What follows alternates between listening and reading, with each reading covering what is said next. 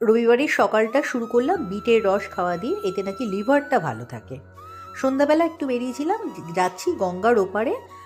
এখন মনে হচ্ছে না অনেক রাত্রি, কিন্তু 6:30 বাজে। ফেরিতেই উঠেছিল ঘটিকরম, কতদিন খাইনি, তাই আজকে খেলাম।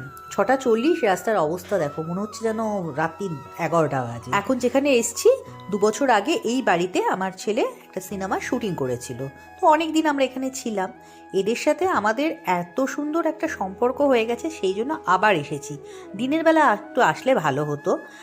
এত সুন্দর ওদের বাড়িতে বাগান, যতটা দেখতে পাচ্ছি তোমাদের দেখাচ্ছি, মানে অপূর্ব। আর কোনোটাই মালি করেনি, সব ওরা নিজেদের হাতে এইগুলো পরিষ্কার করে। আর এত সুন্দর বাড়িটা না, মানে দেখবার মতো। বলে না, মা লক্ষ্মী ঘরে অধিষ্ঠান করলে বোঝা যায়। মা লক্ষ্মীকে তো আমরা দেখতে পাই না, মানুষকে দেখেই বোঝা যায় যে তার বাড়িতে লক্ষ্মী কতটা আছে। এত ভালো এরা মানুষ, যেমন বাড়ি তেমন হচ্ছে।